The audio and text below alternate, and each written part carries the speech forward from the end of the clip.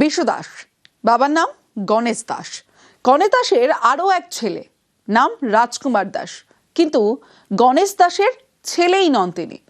রাজকুমার দাসের জালিয়াতির কীর্তি ফাঁস, এসআইআর খসড়ায় জালিয়াতির কীর্তি ফাঁস আবরায় পাশের পাড়ার বাসিন্দাকে বাবা দেখিয়ে ফর্ম জমা।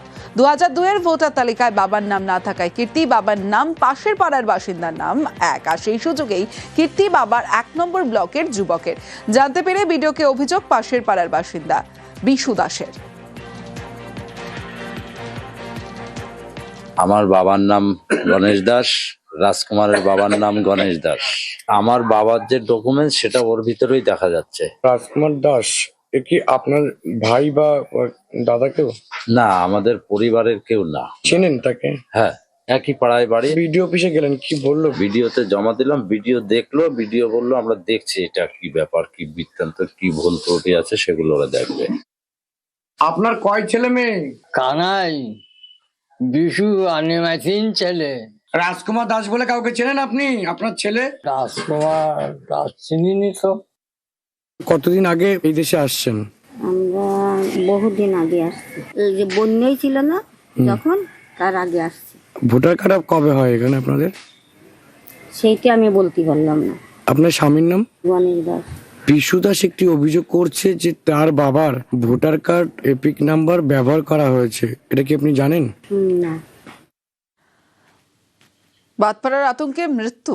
গোয়ালপুকুরের অনিল সিং এর মৃত্যুতে অভিযোগ। 2003-এ বাংলাদেশ থেকে ভারতে আসেন, 2002-এর তালিকায় নাম নেই অনিল সিং এর। আর হিয়ারিং এর বাতপাড়ার আশঙ্কায় মৃত্যুর অভিযোগ। আরো বিস্তারিত চঞ্চল জানাবে। চঞ্চল, তোমাকে রাখি যে গোয়ালপুকুর থানার যে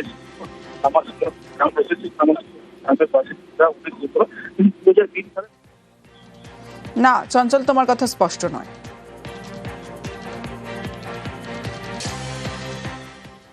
বাবা ওই যে খালি কাগজ পাতি নিয়ে টেনশন করে, খালি আমার কাগজ থাকবে না, কাটে যাবে ভোট। আমরা বলি যে টেনশন করেন না বাবা, করেন না, টেনশন করিলে মাথা খারাপ হয়ে যাবে।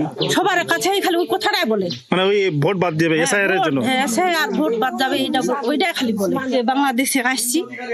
আচ্ছা, মানে 2003 সালে আসছেন? হ্যাঁ।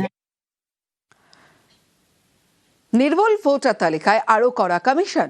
এসআইআর এ এবার ইলেকটোরাল রোল মাইক্রো অবজারভার নিয়োগের সিদ্ধান্ত কেন্দ্রীয় আধিকারিকদের মধ্যে থেকেই নিয়োগ। নথি যাচাই শুনানির দায়িত্বেও মাইক্রো অবজারভাররা। রাজ্যের মুখ্য নির্বাচনী আধিকারিকের অধীনেই কাজ।